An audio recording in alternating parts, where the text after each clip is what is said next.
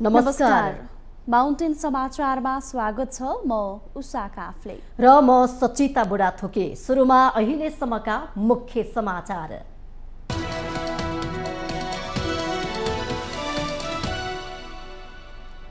अवरुद्ध सदन खुलाउन सत्ता र प्रतिपक्षबीच संवादको पहल भएन। जनसरकारका विधेयक संसदमा अलपत्र, मध्यस्थताको भूमिका निभाइरहेको सभामुख घिमिरेको भनाई। समाजवादी मोर्चाले 6 महिनामा अध्यक्षता परिवर्तन गर्ने स्पष्टीकरणको मौका नदिई प्रधानमन्त्रीको राजीनामा मागेर एमाले गल्ती गरेको आरोप। आफू वा आफ्नो पुस्ताको व्यक्ति प्रधानमन्त्री बन्नुपर्ने काङ्ग्रेस महामन्त्री थापाको भनाई। सिद्धान्त बिनाका नयाँ पार्टीले मुलुक हाँक्न नसक्ने एमाले महासचिव पोखरेलको जिकिर। अर्थमन्त्रीले नीतिगत भ्रष्टाचार गरेको भन्दै मध्य प्रदेश सभामा एमालेको अवरोध। सशर्त अनुदान र बजेट रकमा अन्तरबारे मुख्यमन्त्रीले जवाफ दिनुपर्ने आह्वान। नारायणगढ मुङ्गलिङ सडक खण्ड सञ्चालन, अत्यावश्यक बाहेक यो सडक खण्ड प्रयोग नगर्न प्रहरीको आग्रह। पटक पटक सडक अवरुद्ध हुँदा यात्रुहरू मर्कामा। अमेरिकाले युक्रेनलाई सर्वसाधारणको ज्यान लिनका लागि बदनाम क्लस्टर बम सहयोग गर्ने, युक्रेनमा गोलीगट्टा सकिने लागेकाले दिन बाध्य भएको बाइडेनको स्पष्टीकरण। र 7औं प्रधानमन्त्री कप एनबिए राष्ट्रिय भलिबल क्लब लेकमा पुरुषतर्फ आर्मी र पुलिस क्लबको विजय सुरुवात। महिलातर्फ पुलिस क्लबको पहिलो जित।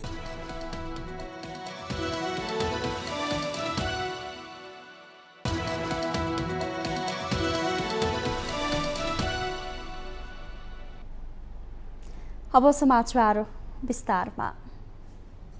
सभामुख देवराज घिमिरेले संसद अवरोधको समस्यालाई छलफलका माध्यमबाट समाधान गरेर मात्रै सदन अघि बढ्ने बताउनु भएको छ। प्रधानमन्त्री पुष्पकमल दाहाल प्रचण्डले पुस्तक विमोचन कार्यक्रममा दिएको अभिव्यक्तिलाई लिएर संसद अवरोध भइरहेको भन्दै उहाँले संसदमा विषय उठिसकेपछि वार्ताको माध्यमबाट समाधान गरे मात्रै संसदलाई गति दिन उचित हुने उल्लेख गर्नुभयो।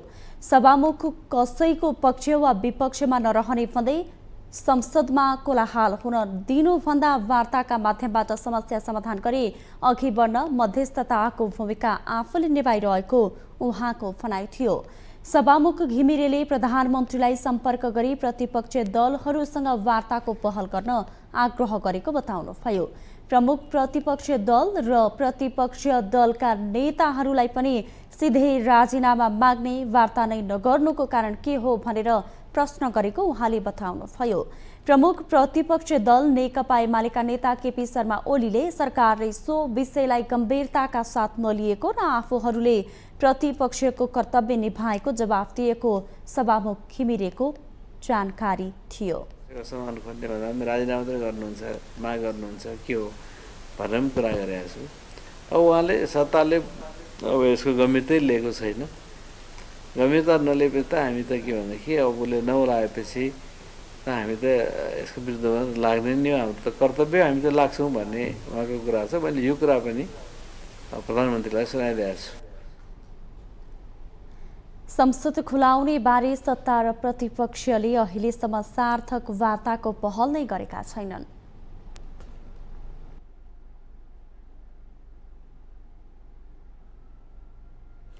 असार 19 गते प्रधानमन्त्री पुष्पकमल दाहाल प्रचण्डले एक सार्वजनिक कार्यक्रममा सरदार प्रीतम सिंहले आफूलाई प्रधानमन्त्री बनाउन धेरै पटक दिल्ली धाएको अभिव्यक्ति दिए।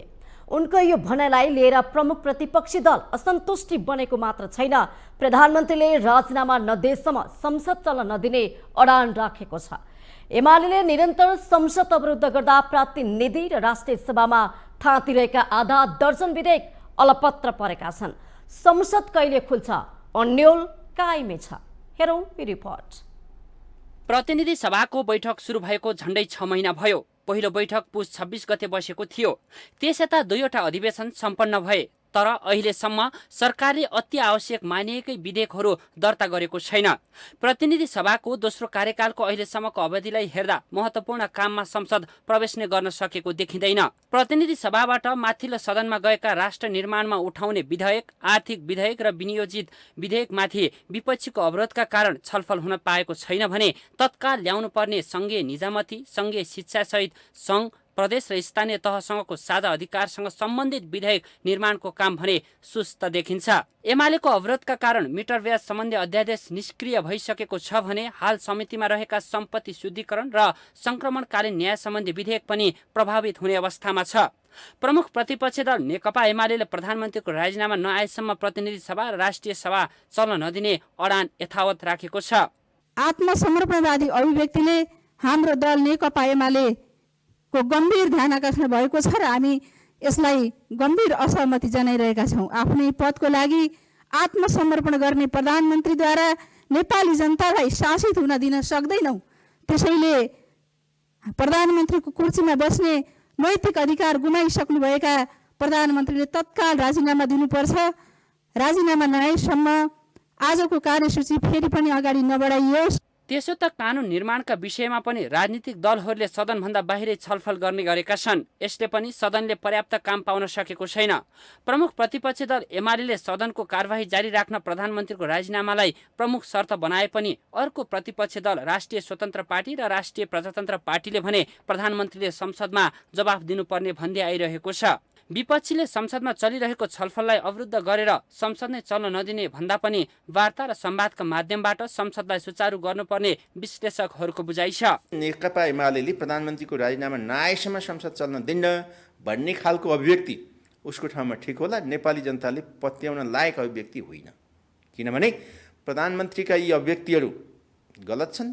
तथापि पनि ती गलत कुरालाई प्रधानमन्त्रीले स्वीकार गरेको अवस्थामा या प्रतिपक्षले त्यसलाई बसेर छलफलमा लगेको अवस्थामा यस्ता खालका मागहरूको कुनै अर्थ हुँदैन। प्रतिनिधि सभालाई कानुन निर्माणको मुख्य थलोको रूपमा चिनिन्छ, जहाँ राज्य सञ्चालनका महत्त्वपूर्ण कानुन विधेयकहरू बनाउनु पर्ने हो। तर राजनीतिक दलहरूले आफ्नो स्वार्थ पूरा गर्ने थलोका रूपमा प्रयोग गर्दा सङ्घले प्रदेशका लागि चाहिने कानुन समेत बन्न सकेको छैन, जसले गर्दा प्रदेश तथा स्थानीय सरकारलाई अप्ठ्यारो परिरहेको छ। तसर्थ कानुन नबनेकै कारण सङ्घीयता कार्यान्वयनमा समस्या आएको छ। राजनीतिमा दलहरूको आरोप प्रत्यारोप सामान्य नै हो, तर जनतासँग जोडिएका विषयलाई एकातिर पन्छाएर राजनीतिका नाममा मुलुकलाई बन्धक बनाउन पाइँदैन। यसतर्फ सत्ता र प्रतिपक्ष दुवै गम्भीर बन्न अत्यन्तै जरुरी छ। माउन्टेन टेलिभिजन एचडीका लागि बटुकराज गिरीको रिपोर्ट। समाजवादी मोर्चामा 6 महिनामा अध्यक्षता परिवर्तन गर्ने समझदारी भएको छ। एकीकृत समाजवादीको कार्यालय आलोकनगरमा बसेको बैठकले मोर्चाको अध्यक्षता 6 महिनामा पालैसँग गर्ने समझदारी गरेको हो। बैठकले मोर्चाको नीति तथा कार्यक्रम र आचार संहिता बनाउन 4 सदस्यीय कार्यदल गठन गरेको छ। कार्यदलमा नेकपा माओवादी केन्द्रका नेता देव गुरुङ, जनता समाजवादी पार्टीका राजेन्द्र श्रेष्ठ, एकीकृत समाजवादीका प्रमेश हमाल र नेपाल कम्युनिस्ट पार्टीका खड्ग बहादुर विश्वकर्मा रहनु भएको छ। कार्यदलले तयार गरेको प्रतिवेदन आगामी असार 27 गते बस्ने बैठकमा पेश हुने र पारित हुनेछ। समाजवादी मोर्चा नेपालले सबै प्रदेशको राजधानीमा कार्यक्रम गर्ने निर्णय पनि गरेको छ। यो सबैको टुङ्गो आउँदो बैठकले गर्नेछ। समझदारी टुङ्गो नहुन्जेल माधव नेपालले नै अध्यक्षता गर्नुहुनेछ। 7 वटा प्रदेशमा केही दिनभित्रमा, मलाई लाग्छ यो साउन महिना लाग्छ होला, केही दिनभित्रमा 7 वटा प्रदेशका राजधानीहरूमा कार्यक्रम गर्छौँ। त्यो कार्यक्रम कुन कुन मितिमा गर्छौँ भन्ने कुरा चाहिँ आउँदो 27 गते घोषणा हुन्छ। 27 गते हाम्रो अर्को बैठक, दोस्रो बैठक यहीँ हुन्छ र आज 4 जनाको कार्यदल बनेको छ। यसको नीति र त्यस्तै गरेर आचार संहिता लगायतका कार्यक्रमहरू तय गर्ने काम चाहिँ त्यो कार्यदलले तयार पारेर ल्याउनेछ। बैठकपछि सञ्चारकर्मीहरूको जिज्ञासामा जवाफ दिँदै उपाध्यक्ष पाण्डेले एमाले स्पष्टीकरणको मौका समेत नदिई प्रधानमन्त्री प्रचण्डको राजीनामा माग गरेर गल्ती गरेको टिप्पणी गर्नुभयो। स्पष्टीकरणको मौका समेत नदिई राजीनामा मागेर एमाले फसेको उहाँको दाबी छ। राजीनामा गर्नु पर्दैन र एक त एमाले असंसदीय गैर संसदीय व्यवहार देखायो। प्रधानमन्त्रीको राजीनामाको प्रश्न थियो भने पनि उहाँले बोल्नु पर्थ्यो, संसदमा माग गर्ने कुरा हुन्थ्यो र राजीनामा लिएर आऊ भन्ने हुँदैन। त्यो कुरा चाहिँ संसदमा उहाँले कुरा उठाउन सक्नुहुन्थ्यो, के बोले हो तपाईँले भनेर क्ल्यारिफिकेसन माग्नु पर्थ्यो। तर उहाँहरूले पहिल्यै राजीनामा माग्नुभयो। मलाई लाग्छ एमाले पार्टी फस्यो, संसदीय मोर्चामा गलत काम भयो। मोर्चाको बैठक बस्न ढिलाइ भएको स्वीकार गर्दै त्यसलाई क्रियाशील बनाउनु पर्नेमा नेताहरूले जोड दिएको पनि नेता पाण्डेले बताउनुभयो। 4 दलले 4 असारमा गठन गरेको समाजवादी मोर्चामा आबद्ध दलका प्रतिनिधि सभामा 54 सांसद रहेका छन्। नेपाली कांग्रेसका महामन्त्री गगन कुमार थापाले आफू वा आफ्नो पुस्ताको व्यक्ति प्रधानमन्त्री बन्नु त्यसको अहिलेको आवश्यकता भएको बताउनु भएको छ। काठमाडौँमा भएको एक कार्यक्रममा महामन्त्री थापाले नयाँ पुस्ताको व्यक्ति प्रधानमन्त्री बन्न आवश्यक रहेको बताउनु भएको हो। उहाँले आफू पुनः कांग्रेसको संसदीय दलको नेता बदल्ने प्रयासमा लाग्ने र बदल्न सके आफू र आफ्नो पुस्ताको व्यक्तिलाई प्रधानमन्त्री बनाउने अभियानमा रहेको पनि स्पष्ट पार्नुभयो। थापाले संसदीय दलको नेता बनेर प्रधानमन्त्री बन्न दलभित्रैबाट सम्भव भएकाले त्यसमा लागि पर्ने दाबी गर्नुभयो। म त भन्दै आएको छु, कुनै एउटा व्यक्तिको कुरा हैन आएको छु। नेपालमा अहिले पुरानो राजनीतिक दलहरूलाई सङ्कट आउनुको कारण भनेको 20-25 वर्षदेखि दलहरूभित्र यस्तो सदस्यता प्रणाली अवलम्बन गर्यौँ हामीले, जसको कारणले गर्दाखेरि दलभित्र पुरानो मानिसहरू निर्वाचित भइराख्ने नेताहरू जो एउटा र दलभित्रको नेतृत्व नफेरिने, यो परम्परा दलहरूभित्र बसेको हुनाले गर्दाखेरि नेपाली कांग्रेस भनौँ, एमाले भनौँ, माओवादी भनौँ, यो सबै ठाउँमा अहिले जुन शीर्ष नेताहरू हुनुहुन्छ त्यो एक प्रकारले भूतपूर्व प्रधानमन्त्रीको क्लब जस्तो भएको छ। नेपाली कांग्रेसभित्र भएको यसलाई बदल्ने प्रयास गर्नै पर्छ, त्यही कुरा गर्ने कोसिस गरेको। म त एकदम क्लियर छु हेर्नुहोस्, र विधिभित्रै रहेर कुरा गरिरहेको छु। म नेपाली कांग्रेसको सांसद हो, यो बदल्नुपर्छ भनेर अस्ति मैले संसद दलको नेता हुने कोसिस गरेको। कार्यक्रममा कांग्रेसका सांसद प्रदीप पौडेलले सरकार यसरी नै चलिरहने हो भने 2084मा कुनै पनि पार्टीसँग मिले पनि पार्टीले निर्वाचन जित्न नसक्ने दाबी गर्नु भएको छ। कांग्रेस सरकारमा छ भने आम मतदातालाई महसुस गराउनु पर्नेमा उहाँको जोड थियो। राम्रा काम गरेर जनतालाई विश्वास दिन सके 2084 सालमा कांग्रेस डराउनु नपर्ने उहाँको विश्वास छ। मात्रै होइन, मिसन 84 बनाउने हो भने नेपालको 329 पालिकामा नेपाली कांग्रेसले नेतृत्व गरिरहेको छ। अस्तिदेखि 7वटै प्रदेशमा कांग्रेस पार्टी सरकारमा छ। 21वटा मन्त्रालय मध्येमा 9वटा मन्त्रालय कांग्रेसले नेतृत्व गरिरहेको छ। मिसन 84 हो भने हामी जुन जुन सरकारमा छौँ ती सरकारले राम्रो काम गर्नु पर्यो, ती सरकारले डेलिभर गर्ने काम गर्नु पर्यो। अझै पनि ती विषयहरू ल्याउन सकिन्छ। हामी जुन जुन सरकारमा छौँ ती सरकार सुशासनको पक्षमा छन्, भ्रष्टाचारको विपक्षमा छन् अनि जनतालाई डेलिभर गर्न चाहन्छन् भन्ने मेसेज हामीले दिन सक्यौँ भने 84 को चुनावमा कसैसँग मिल्नु पर्दैन। नेता पौडेलले चुनावको बेला प्रतिस्पर्धीले सोही पार्टीका विरुद्धमा लेखेको प्रमाण देखाएर टिकट लिएर जाने गरेको भन्दै आफ्नो प्रमाण आफैले पेश गर्ने काम नगर्न पनि आग्रह गर्नुभयो।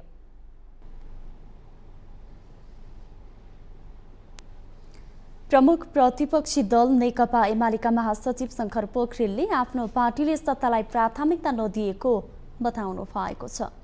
महासचिव पोखरेलले कमजोरहरूको सहकार्यबाट राष्ट्र निर्माण हुन नसक्ने भएकाले अहिले एमालेले सत्तालाई प्राथमिकता नदिएको बताउनु भएको हो। नेकपा एमाले रामेछाप काठमाडौँ सम्पर्क मञ्चले काठमाडौँमा आयोजना गरेको कार्यक्रममा बलियो राजनीतिक शक्ति निर्माण गरेर मात्रै मुलुकलाई निर्माण गर्न सकिने निष्कर्ष सहित एमाले त्यसैमा लागेको उहाँको भनाइ थियो। मुलुकमा अहिले कमजोर राजनीतिक शक्ति माओवादी केन्द्रलाई सरकारको नेतृत्व मानेर अघि बढ्नुपर्ने विडम्बनापूर्ण अवस्थाको अन्त्य गर्न पनि एमालेले चुनाव लगतै बलियो राष्ट्रिय शक्तिको रूपमा स्थापित गराउने गरी मिसन ग्रासरुट अभियान सञ्चालन गरेको महासचिव पोखरेलले बताउनुभयो। कमजोर राजनैतिक शक्तिहरूले नेतृत्व लिँदा मुलुकको अवस्था कमजोर भएको उहाँले तर्क गर्नुभयो। जनादेश विपरीत कमजोर राजनैतिक शक्तिलाई नेतृत्वमा पुर्याउने विडम्बनापूर्ण अवस्थाको एमालेले अन्त्य गर्ने उहाँको विश्वास छ। बलिया राजनीतिक दलहरू जो राष्ट्रको लागि आवश्यक छन् त्यस आधारमा उनीहरू बलिया हुन सकेनन्।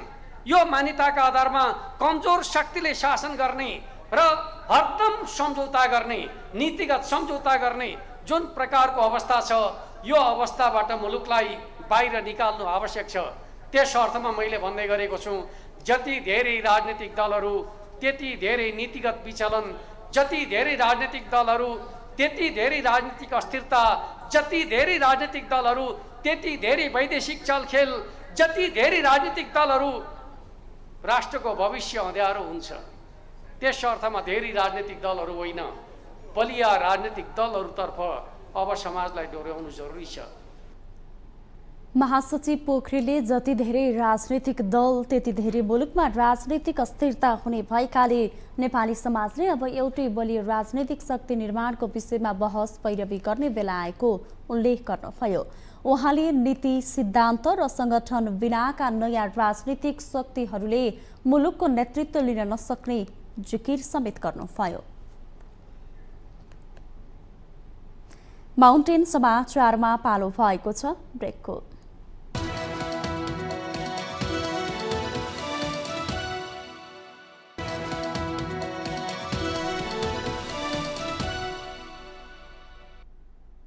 ब्रेकपछि पुनः स्वागत छ। अब बाँकी समाचार। सत्ता साझेदार नेकपा एकीकृत समाजवादीका महासचिव घनश्याम भुसालले राष्ट्रिय स्वतन्त्र पार्टीको हकीकत भने पुराना दलहरूको जस्तै हुने दाबी गर्नु भएको छ। दलाल पुँजीवादले मुलुकमा ल्याएको समस्या समाधान गर्ने बाटोमा कुनै कदम नचालेकाले नयाँ दलको रूपमा आएको सो पार्टीको पनि छिट्टै बेहाल हुने अवस्था आउने उहाँको तर्क थियो। पार्टी निकट कानुनी व्यवसायीहरूको संगठन समाजवादी पेशागत कानुन व्यवसायी संगठनले काठमाडौँमा आयोजना गरेको एक कार्यक्रममा बोल्दै महासचिव भुसालले दलाल पुँजीवादले खडा गरेका समस्या समाधान नगरी कुनै पनि राजनैतिक दलहरू अघि बढ्न नसक्ने अवस्था नरहेको जिकिर गर्नुभयो। आफ्नो पार्टी मात्रै दलाल पुँजीवादले निम्त्याएका समस्या समाधान गरे समाजवादतर्फको यात्रामा अघि बढ्ने कुराको सैद्धान्तिक मान्यतामा उभिएको महासचिव भुसालको दाबी छ। म महासचिवको हिसाबले भन्छु, यो पार्टी संगठनले काम गर्ने काम हो। हामी आगामी दिनमा यस विषयमा धेरै गम्भीर छौँ र आगामी दिनमा समाधान गर्दै जानेछौँ। यसरी हेर्दाखेरि पार्टीका तर्फबाट यहाँहरूले गर्ने काम भनेको आज दलाल पुँजीवादलाई को समस्यालाई समाधान गर्दै राष्ट्रिय पुँजीको विकास गर्दै समाजवादको कसरी तयारी गर्न सकिन्छ र त्यो काम कानुनी क्षेत्रबाट कसरी हुन सक्छ भन्ने बारेमा यहाँहरूको बढीभन्दा बढी योगदान अपेक्षित छ। त्यसका लागि यहाँहरूलाई सर्वथा अक्षरशः सफलता प्राप्त होस्। महासचिव भुसालले आफ्नो पार्टीले समाजवादको निर्माणका आधारहरू तय गर्दै अघि बढ्ने प्रतिबद्धता पनि व्यक्त गर्नु भएको छ। पार्टी निकट कानुन व्यवसायहरूलाई समाजवाद निर्माणको लागि न्यायालयभित्र रहेका बिचौलिया तन्त्रको अन्त्य हुने गरे लाग्न पनि उहाँले आग्रह गर्नुभयो।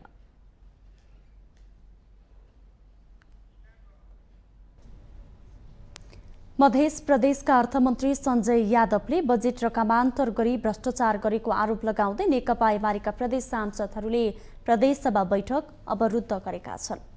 प्रदेशसभा बैठक बस्नासाथ एमालेका सांसद लखन दासले स्थानीय तहमा पठाएको सशर्त अनुदान र आर्थिक वर्षको अन्तिममा विभिन्न मन्त्रालयबाट बजेट रकमान्तर गरी सर्लाहीमा मात्र योजना पठाएको विषयमा मुख्यमन्त्री सरोज कुमार यादवले जवाफ दिनुपर्ने माग गर्नुभयो। शासन 1 गतेको भइसकेपछि पर्यटन मन्त्रालयबाट 8 करोड रकमान्तर भएको देखिन्छ र त्यस्तै सामाजिक विकास मन्त्रालयबाट 20 करोड रुपैयाँ रकमान्तर भएको देखिन्छ, जसमध्ये सर्लाही जिल्लामा 22 वटा योजनाहरू राखेर करिब 12 देखि 14 करोड रकम सर्लाही जिल्लामा राखेको छ। त्यस के कति कारणले राख्नु भएछ त्यसको जवाब पनि चाहियो।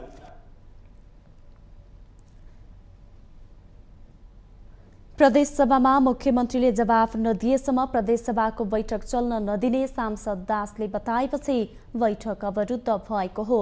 एमालेका प्रदेश सांसद दिपेन्द्र ठाकुरले आर्थिक मस्यान्तको अन्तिम समयमा बजेट रकमान्तर गरी अर्थमन्त्री र सरकारले नीतिगत भ्रष्टाचार गरेको आरोप लगाउनुभयो। एमालेको सांसदहरू यसबारे मुख्यमन्त्रीले जवाब दिनुपर्ने अडान राखेका छन्। प्रदेश सरकारले बजेट ल्याएको 23औं दिनमा प्रदेश सभा बैठक बसेको हो। शनिबारको बैठकमा अर्थमन्त्री सञ्जय कुमार यादवले प्रदेश सरकारको आर्थिक वर्ष 2080-81 को राजस्व र व्ययको वार्षिक अनुमानमाथि सामान्य छलफल प्रारम्भ गरियोस् भनी प्रस्ताव प्रस्तुत गर्ने, प्रदेश सरकारको आर्थिक वर्ष 2080-81 को राजस्व र व्ययको वार्षिक अनुमानमाथि सामान्य छलफल प्रारम्भ हुने र त्यसपछि पुनः अर्थमन्त्री यादवले प्रदेश सरकारको छलफलमा उठेको प्रश्नको जवाब दिने कार्यसूची रहेको थियो।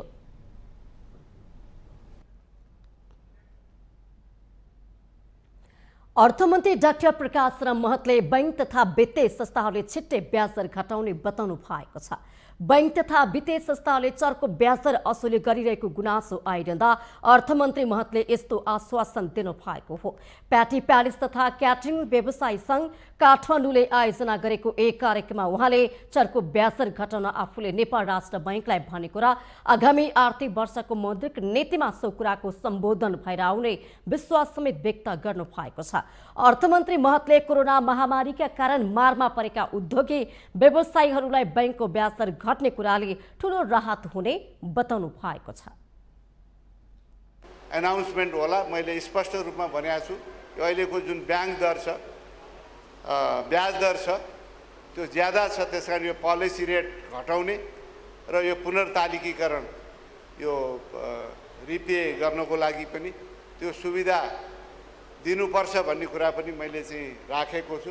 सायद केही न केही सम्बोधन होला, त्यसले गर्दाखेरि यो ब्याज दर घटेर त्यसबाट पनि जो ऋण लिएर ठुलो लगानी यो क्षेत्रमा भएको छ, केही न केही राहत पुग्नेछ भन्ने मलाई लागेको छ। अर्थमन्त्री महतले सरकारले आन्तरिक उत्पादनलाई बढावा दिने नीति लिएको उल्लेख गर्दै आन्तरिक वस्तुहरूको खपतमा जोड दिन पनि आम उपभोक्ताहरूलाई आग्रह गर्नु भएको छ।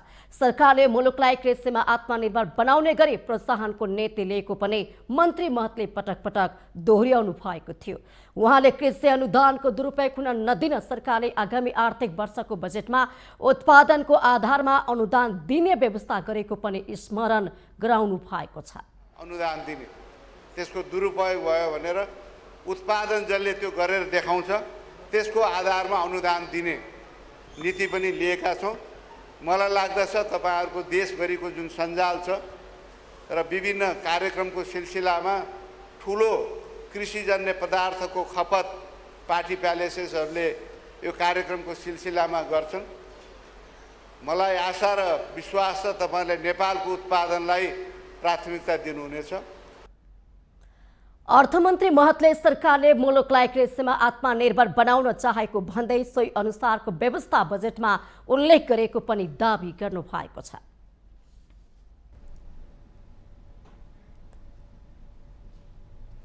दुई 2079 को माध्यमिक शिक्षा परीक्षा एसई को नतिजामा गत वर्षभन्दा सुधार भएको छ।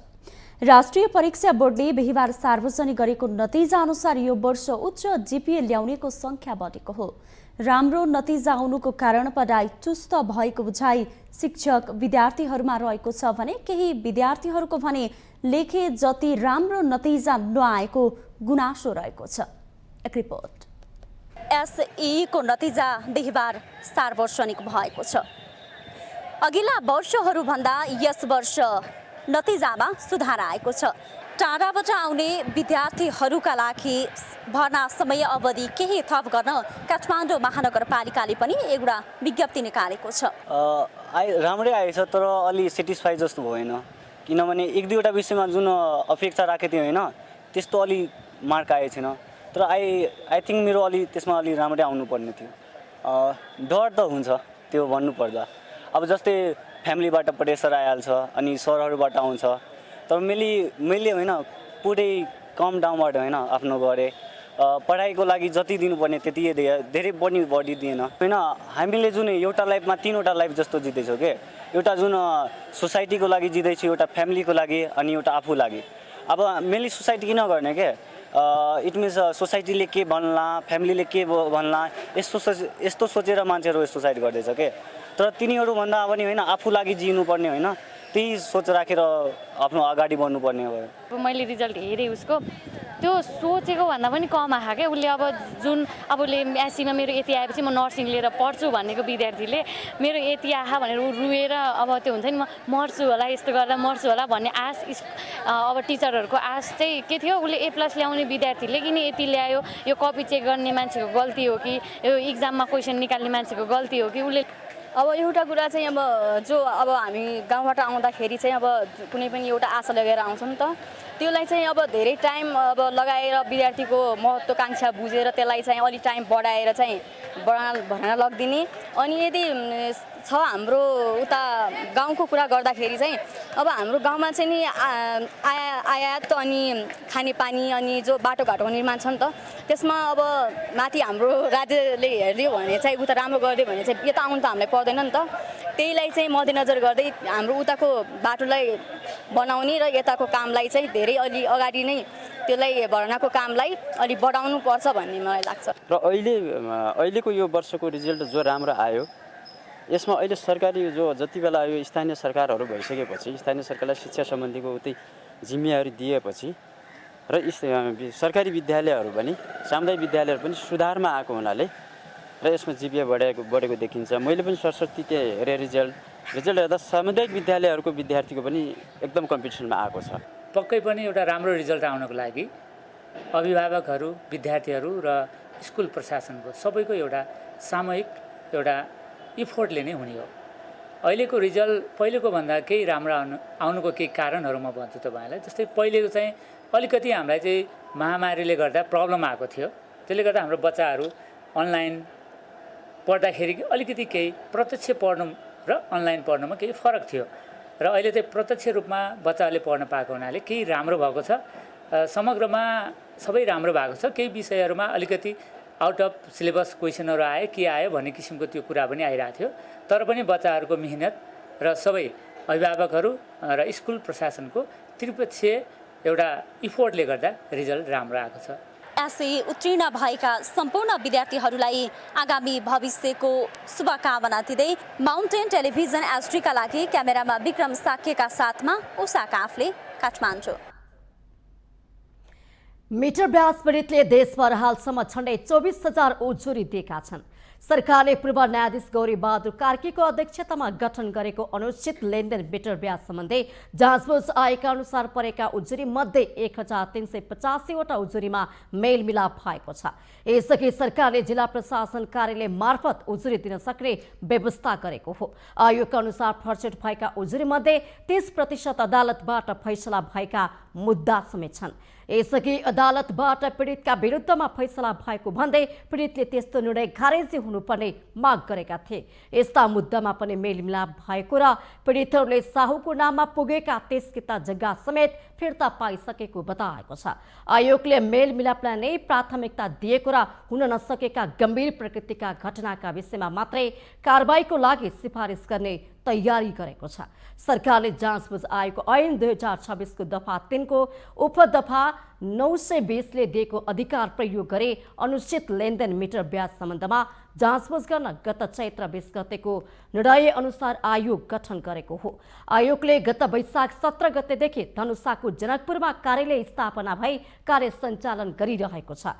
वैशाख 4 गते राजपत्रमा सूचना प्रकाशित गरे विशेष अदालतका पूर्वाध्यक्ष गौरी बहादुर कार्कीको संयुक्तमा आयोग गठन भएको हो।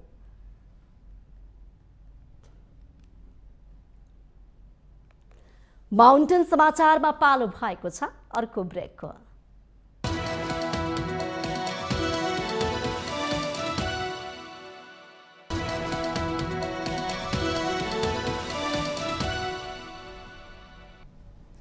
ब्रेकपछि स्वागत छ। अब बाँकी समाचार। पहिरो पञ्चायतसँगै नारायणगढ मुगलिन सडक खण्ड दुईतर्फी सञ्चालनमा आएको छ। पहिरोले हिजो अपराह्नबाट अवरुद्ध भएको सडक आज बिहानदेखि दुईतर्फी रूपमै सञ्चालनमा आएको हो। चितवनको इच्छा कामना गाउँपालिका 6 काली खोलामा शनिबार अपराह्न सुक्खा पहिरो खसेपछि सडक दुईतर्फी रूपमा अवरुद्ध बनेको थियो। 3 स्काभेटर र जेसीबीको प्रयोग गरेर रातभर पहिरो पन्छाइएको हो। अहिले रोकिएका सवारी साधन र यात्रुहरू गन्तव्यतर्फ गइरहेको इलाका प्रहरी कार्यालय मुगलिनले जनाएको छ।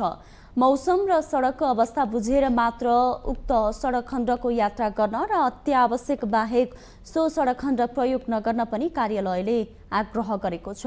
यस सडक खण्डमा असार महिना लागेपछि पटक पटक पहिरो खस्दा सडक अवरुद्ध हुँदै आएको छ। यो सडक हुँदै दैनिक हजारौं सवारी साधन आवत जावत गर्ने गरेका छन्। पटक पटक सडक अवरुद्ध हुँदा यात्रुहरू मर्कामा परेका छन्। पछिल्लो समय वन र वातावरण संरक्षणका क्षेत्रमा मुलुकले प्राप्त गरेको उपलब्धिका कारण अन्तर्राष्ट्रिय मञ्चमा नेपालको प्रशंसा हुने गरेको छ। तर यससँगै बढेको मानव वन्यजन्तु द्वन्द र त्यसबाट वर्षेनी दर्जनौं व्यक्तिको मृत्यु तथा सरकारले बेहोर्नुपर्ने करोडौं रकमको क्षतिपूर्तिले भने विभिन्न प्रश्न उठ्ने गरेका छन्। एक रिपोर्ट। खास गरी संरक्षित क्षेत्र वरपर बढ्दो जनघनत्व एवं अव्यवस्थित भू उपयोगका कारण वन्यजन्तुको वासस्थानमा भएको क्षयीकरण एवं संकुचनले गर्दा वन्यजन्तु आफ्नो वासस्थान छाडी गाउँ बस्तीमा पस्ने गरेका छन्। यसबाट संरक्षित क्षेत्रभित्र तथा यसको वरिपरि बसोबास गर्ने समुदायको वन्यजन्तुबाट मानवीय तथा आर्थिक क्षति हुँदै आएको छ। हात्ती, बाघ, गैंडा, चितुवा, भालु, जंगली कुकुर लगायतका वन्यजन्तुको आक्रमणबाट पछिल्लो 5 वर्षमा 197 मानिसको मृत्यु भएको तथ्याङ्क छ। यस अवधिमा वन्यजन्तुबाट भएको क्षतिका लागि सरकारले 60 करोड 12,74,514 रुपैयाँ रकम क्षतिपूर्ति बेहोरेको छ। साथै वन्यजन्तुले मानिसलाई घाइते बनाउने बालीनाली, घर, गोठको क्षति लगायतका घटना बढ्दै गएका छन्। मुलुक भरका राष्ट्रिय निकुञ्ज लगायत संरक्षित क्षेत्र आसपासमा हात्ती, बाघ, भालु, गैंडा, चितुवा, हिउँचितुवा, ब्वाँसो, जंगली बँदेल, अर्ना, मगरगोही, गौरीगाई लगायतका वन्यजन्तुसँग मानव द्वन्द बढेको देखिन्छ। आर्थिक वर्ष 2079-80 को जेठसम्म वन्यजन्तुबाट 36 जनाको मृत्यु भएको छ भने वन्यजन्तुबाट भएको क्षतिका लागि 10,87,18,429 रुपैयाँ रकम राहत वितरण गरिएको राष्ट्रिय निकुञ्ज तथा वन्यजन्तु संरक्षण विभागले जनाएको छ। यस अवधिमा सबैभन्दा बढी हात्तीबाट 14, बाघबाट 12, गैंडाबाट 4, चितुवाबाट 3, जंगली बँदेलबाट 2 र भालुबाट 1 गरी 36 जनाको मृत्यु भएको छ। यसैगरी आर्थिक वर्ष 2078-79 मा मुलुकभर वन्यजन्तुबाट मृत्यु हुने मानिसको संख्या 58 थियो। विभागका अनुसार मानव वन्यजन्तु द्वन्द बढ्दै गएको र यसबाट मृत्यु हुनेको संख्या तथा राहत क्षतिपूर्ति पनि बढ्दो रहेको छ। वन तथा वातावरण मन्त्रालयले पछिल्लो समय क्षतिपूर्ति दिनुपर्ने वन्यजन्तुको सूचीमा नीलगाई र बाँदर पनि थप गरेकाले क्षतिपूर्ति रकममा ठूलो मात्रामा वृद्धि हुने देखिन्छ।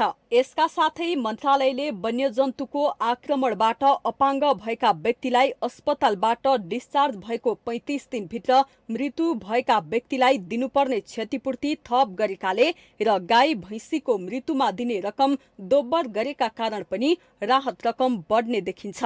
विज्ञहरूले मानव वन्यजन्तु द्वन्द रोकथामका लागि जंगल वरपरका समुदायलाई जंगल नपस्ने गरी जीविकोपार्जनको विकल्प दिनुपर्ने, स्थानीयको वन्यजन्तुप्रति गर्ने आनी बानीमा परिवर्तन गर्नुपर्ने बताउँछन्। वन्यजन्तुको वासस्थानको राम्रो व्यवस्थापन गर्न सके वन्यजन्तु बाहिर ननिस्किने भन्दै स्थानीयवासीको भएको क्षतिको क्षतिपूर्ति दिनुपर्ने र अप्ठ्यारोमा परेका वन्यजन्तुको उद्धार गर्नुपर्ने लगायत विज्ञहरूको सुझाव छ।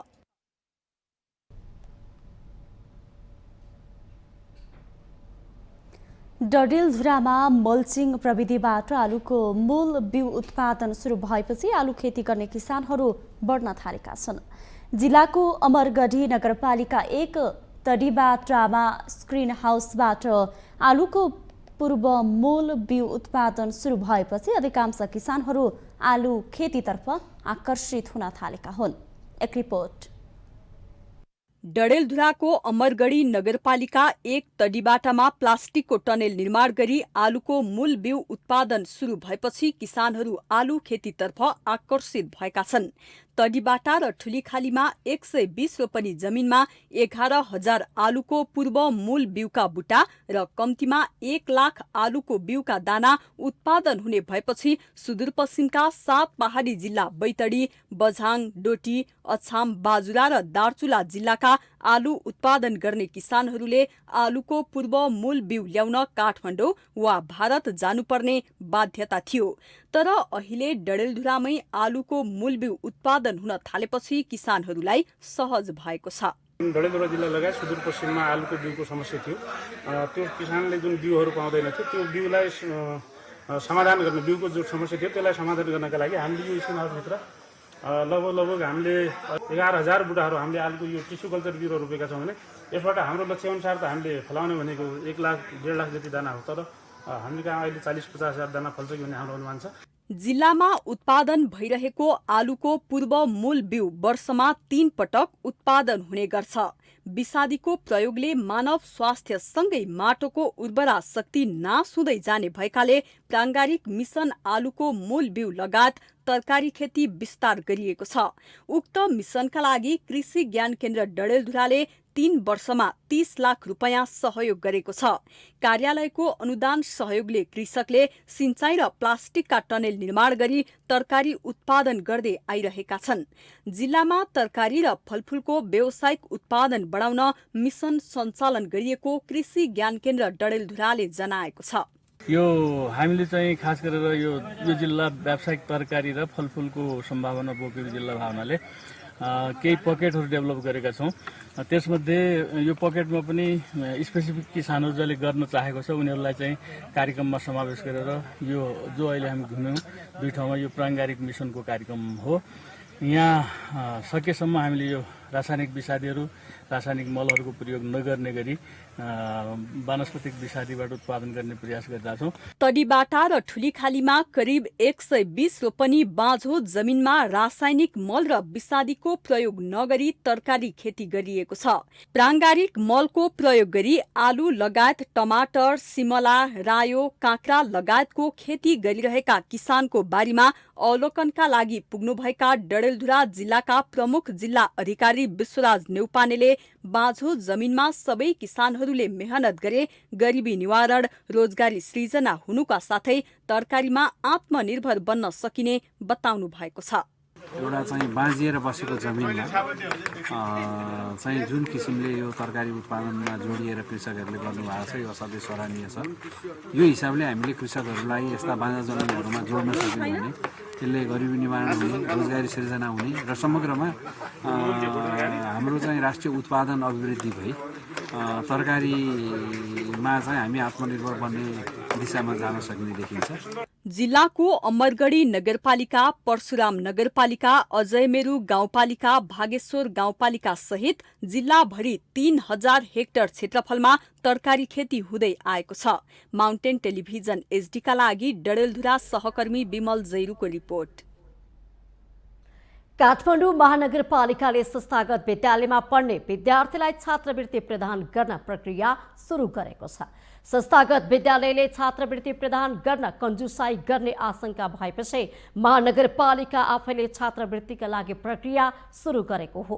महानगरपालिकाको शिक्षा शाखाले सूचना जारी गरे कक्षा 11मा अध्ययन गर्ने विद्यार्थीको लागि छात्रवृत्ति प्रदान गर्न तयारी थालेको जनाएको छ। 11मा पढ्ने विद्यार्थीलाई छात्रवृत्तिको लागि यही असार 28 गतेदेखि आवेदन खुला गरिएको महानगरपालिकाले जनाएको छ। आवेदन साउन 12 गतेसम्म अनलाइनबाट भर्न सकिनेछ। आवेदन दिएका छात्र छात्राको परीक्षा साउन 20 गते लिने कार्यतालिका महानगरले सार्वजनिक गरेको छ। परीक्षामा कक्षा 10 को पाठ्यक्रममा आधारित 100वटा बहुवैकल्पिक वस्तुगत प्रश्न हुनेछन्। विद्यालयगत छात्रवृत्तिको कोटा र परीक्षा केन्द्र भने महानगरले नै सार्वजनिक गर्ने जनाएको छ। शिक्षा ऐन 2028मा संस्थागत विद्यालयले विद्यालयमा भर्ना भएका कुल विद्यार्थी संख्याको कम्तीमा 10% नघट्ने गरी विपन्न, फरक क्षमताका महिला, दलित वा जनजातीय विद्यार्थीलाई निःशुल्क छात्रवृत्ति उपलब्ध गराउनुपर्ने व्यवस्था गरेको छ।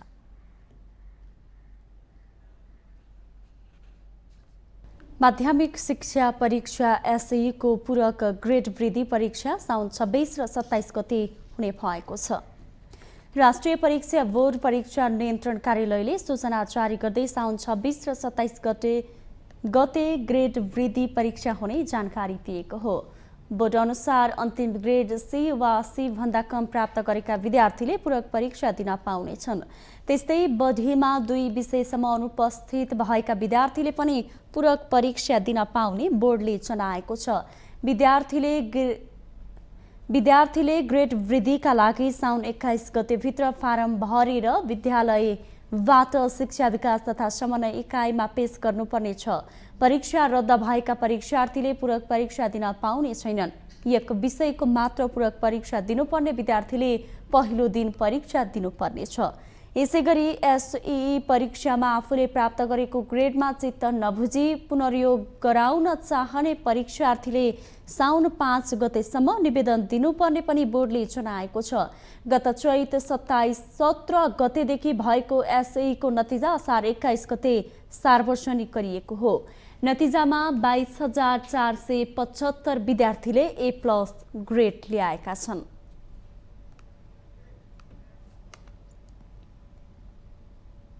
हामीसँग आर्थिक, अन्तर्राष्ट्रिय र खेल समाचार बाँकी नै छन्। माउन्टेन समाचारमा पुनः पालो भएको छ अर्को ब्रेकको।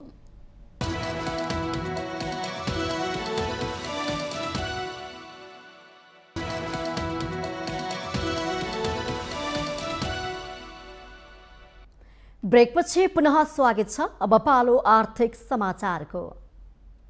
आर्थिक समाचारको साथमा जगदम्बा सुपर साइन तथा ग्याल्बा प्लस जीवनभरको भरोसा। रिद्धि सिद्धि सिमेन्ट रोबोटिक ल्याबमा बनेको स्मार्ट सिमेन्ट।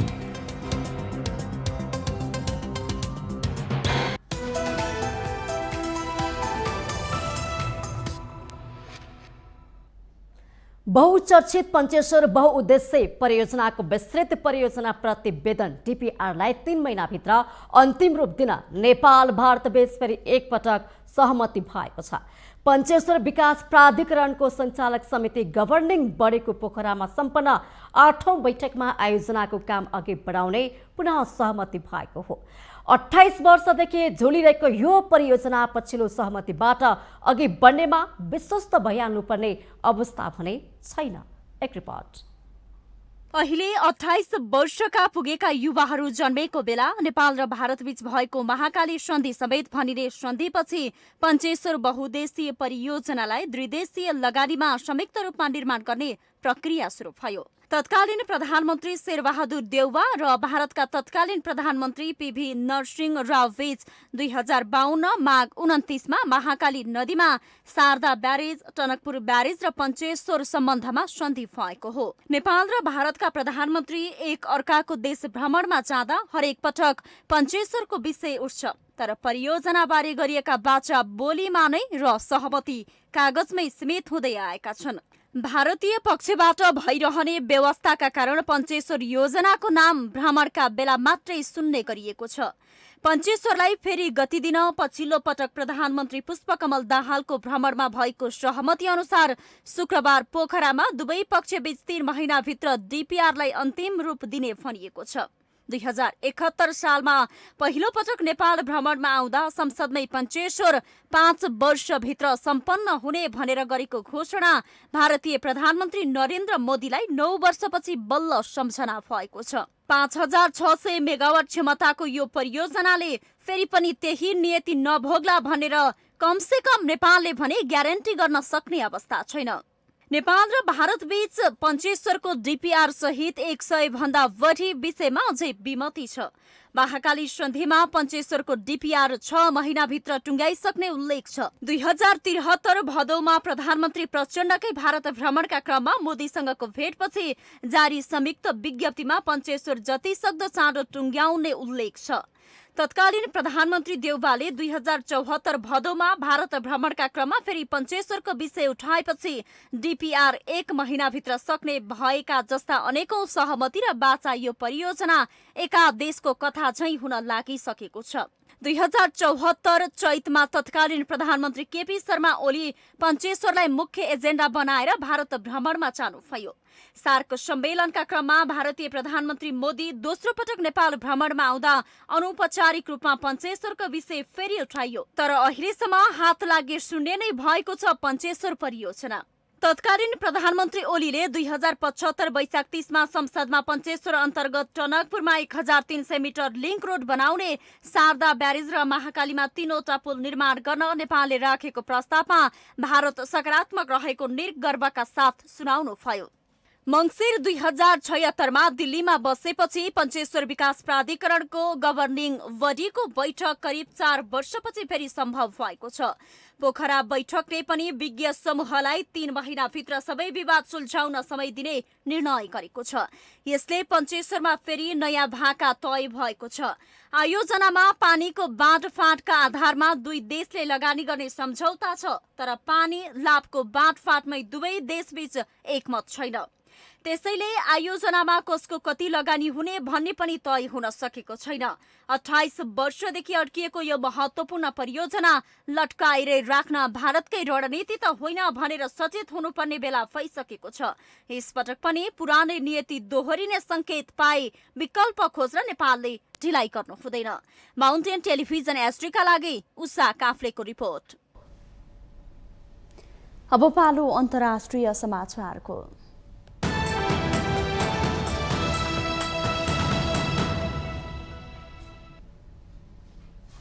अमेरिकाले युक्रेनलाई सर्वसाधारणको ज्यान लिनका लागि बदनाम क्लस्टर बम पठाउने भएको छ। राष्ट्रपति जो बाइडेनले आफ्नो निकै कठिन निर्णयको बचाउ गर्नु भएको छ। उहाँले आफूलाई यो निर्णय लिन सहमत गराउन निकै समय लागेको, तर युक्रेनमा गोलीगट्टा सकिने लागेको कारण यो निर्णय लिन बाध्य भएको स्पष्टीकरण दिनु भएको छ। युक्रेनका नेताहरूले यो समय सापेक्ष कदमको स्वागत गरेका छन् भने रुसले वाशिङटनको दोहोरो नीति भन्दै विरोध गरेको छ। क्लस्टर बम विश्वका 120 देशमा प्रतिबन्धित रहेको छ। बाइडेनले अमेरिकी एक टेलिभिजन मार्फत आफ्ना सहयोगी राष्ट्रहरूलाई आफ्नो निर्णयबारे जानकारी गराइसकेको जानकारी दिनुभएको छ। अर्को हप्ता लिथुयानियामा नेटोको सम्मेलनको आयोजना हुँदैछ। राष्ट्रिय सुरक्षा सल्लाहकार जेक सुलिभानले शुक्रबार व्हाइट हाउसको दैनिक प्रेस ब्रिफिङमा क्लस्टर बममा सर्वसाधारणमाथि हुन सक्ने खतराबारे सरकार जानकार रहेको बताउँदै यो बम पठाउन सकेसम्म ढिलाइ गरेको स्पष्टीकरण दिनुभयो।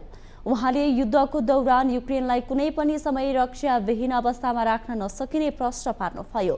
क्लस्टर बमबाट छरिने ससाना बमहरू जमिनमा पुगेर पनि नपड्कने समस्या देखिएको छ। यो लामो समय जमिनमा रहने र पछि मात्र पड्कने हुँदा यसबाट सर्वसाधारणलाई क्षति पुग्ने देखिएको छ। यसलाई बमको डड रेट पनि भनिन्छ। सुलिभानले भने अमेरिकी क्लस्टर बमको डड रेट 2.5% मात्र रहेको, तर रुसी बमको ही दर 30 देखि 40% रहेको भन्दै आफ्नो निर्णयको बचाउ गर्नु भएको छ।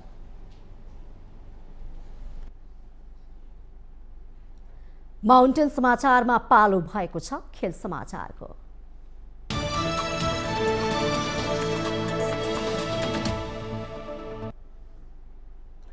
सातौं प्रधानमन्त्री कप एनबीए महिला तथा पुरुष राष्ट्रिय भलिबल क्लब लेगमा पुरुषतर्फ साबिक विजेता त्रिभुवन आर्मी क्लब र नेपाल पुलिस क्लबले विजय सुरुवात गरेका छन्।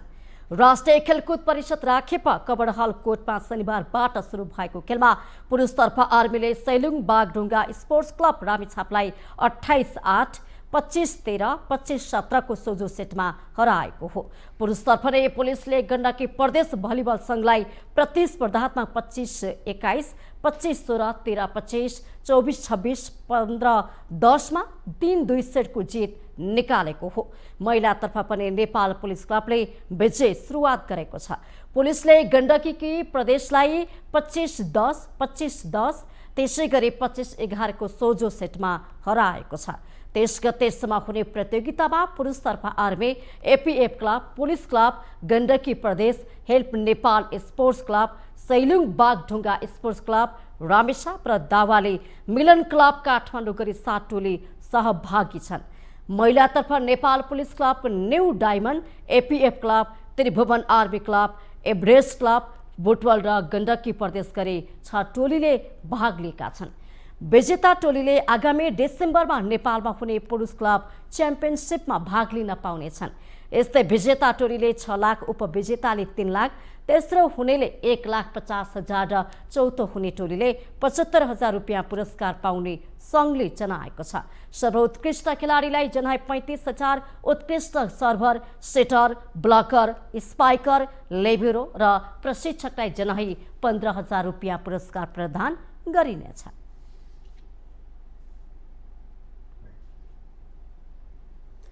माउन्टेन समाचारमा पालो भएको छ ब्रेक।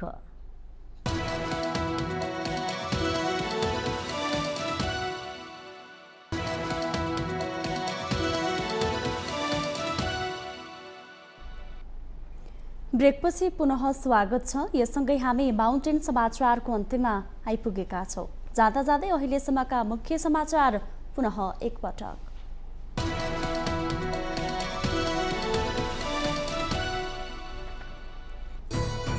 अवरुद्ध सदन खुलाउन सत्ता र प्रतिपक्ष बीच संवादको पहल भएन। जनसरोकारका विधेयक संसदमा अलपत्र, मध्यस्थताको भूमिका निभाइरहेको सभामुख घिमिरेको भनाई। समाजवादी मोर्चाले 6 महिनामा अध्यक्षता परिवर्तन गर्ने स्पष्टीकरणको मौका नदिई प्रधानमन्त्रीको राजीनामा मागेर एमालेले गल्ती गरेको आरोप। आफू आफ्नो पुस्ताको व्यक्ति प्रधानमन्त्री बन्नुपर्ने काङ्ग्रेस महामन्त्री थापाको भनाई। सिद्धान्त बिनाका नयाँ पार्टीले मुलुक हाँक्न नसक्ने एमाले महासचिव पोखरेलको जिकिर। अर्थमन्त्रीले नीतिगत भ्रष्टाचार गरेको भन्दै मध्य प्रदेश सभामा एमालेको अवरोध। सशर्त अनुदान र बजेट रकमान्तर बारे मुख्यमन्त्रीले जवाब दिनुपर्ने अडान। नारायणगढ मुगलिङ सडक खण्ड सञ्चालन, अत्यावश्यक बाहेक यो सडक खण्ड प्रयोग नगर्न प्रहरीको आग्रह। पटक पटक सडक अवरुद्ध हुँदा यात्रुहरू मर्कामा। अमेरिकाले युक्रेनलाई सर्वसाधारणको ज्यान लिनको लागि बदनाम क्लस्टर बम सहयोग गर्ने, युक्रेनमा गोलीगट्टा सकिने लागेकाले दिन बाध्य भएको बाइडेनको स्पष्टीकरण। र 7औं प्रधानमन्त्री कप एनबिए राष्ट्रिय भलिबल क्लब लिगमा पुरुषतर्फ आर्मी र पुलिस क्लबको विजयी सुरुवात, महिलातर्फ पुलिस क्लबको पहिलो जित।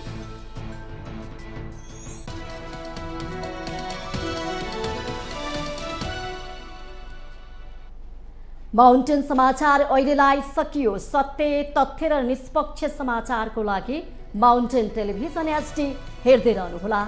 नमस्कार।